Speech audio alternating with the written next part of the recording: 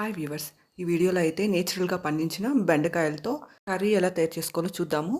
ఈ బెండకాయలనైతే నేను నాటు బెండకాయలతో చేయబోతున్నాను. ఇవైతే పచ్చి బెండకాయల్లాగా ఉండవనమాట. ఇవి చాలా టేస్టీగా ఉంటాయి. ఇవి ఇంకా హెల్తీ అనమాట. వీటికి మందులు కూడా ఏమి కొట్టరు. నేచురల్‌గా పండిస్తారు. ఫస్ట్ అయితే ఎడ్జెస్ కట్ చేసేసేయాలి. బెండకాయలనైతే బాగా కడిగేసి కొంచెం సేపు ఆరపెట్టి ఇలా ముక్కలుగా కట్ చేసి రెడీగా పెట్టుకోవాలి. ఆ తర్వాత ఒక పెనం తీసుకొని అందులో కొద్దిగా ఆయిల్ వేసుకొని బెండకాయ ముక్కలేసుకొని బాగా ఫ్రై చేసుకోవాలనమాట. ఇలా వేయించడం వల్ల కర్రీ అయితే చాలా టేస్టీగా ఉంటుంది. ఇలా బెండకాయ ముక్కలు బాగా ఫ్రై చేశాక, ఈ బెండకాయలనైతే ఒక ప్లేట్‌లోకి ట్రాన్స్‌ఫర్ చేసేసుకోవాలి. బెండకాయలైతే కొంచెం మీడియం టు లో హీట్ మధ్యలో అడ్జస్ట్ చేసుకుంటూ బాగా వేయించుకోవాలనమాట. ఇలా వేయించుకోవడం వల్ల కర్రీ టేస్ట్ అయితే మరింత బావుంటుంది. సో, ఇవన్నీ బాగా వేగాక ఒక ప్లేట్‌లోకి అయితే ట్రాన్స్‌ఫర్ చేసేసుకోవాలి.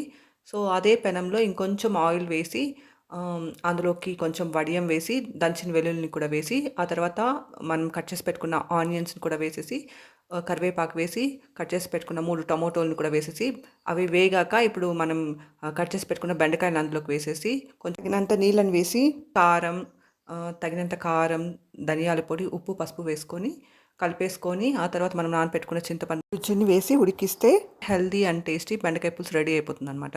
దీనికి కాంబినేషన్‌గా ఆమ్లెట్ అయితే చేస్తున్నాము. దీనికోసం అయితే ఒక పెద్ద ఉల్లిపాయలు 2 అయితే తీసుకొని వాటిని సన్నగా కట్ చేసుకొని అందులోకి ఒక 4 ఎగ్స్ అంటే 4 కోడిగుడ్లను తీసుకొని కొట్టిపోసుకొని అందులోకి తగినంత కారం, ఉప్పు, పసుపు, ధనియాల పొడినైతే వేసి బాగా కలుపుకొని ఇప్పుడు వేయించుకున్న ఆనియన్స్‌నైతే అందులోకి వేసేసి బాగా మిక్స్ చేసేసి ఆ తర్వాత అదే పెనంలో దోసలాగా వేసుకున్నామంటే healthy and tasty omelette ready అయిపోతుందనమాట. ఆమ్లెట్ ఎప్పుడు చేసినా మంటనైతే తక్కువ మంటలో పెట్టుకొని చేసుకోండి. లేదంటే మాడిపోతుంది. హ్మ్.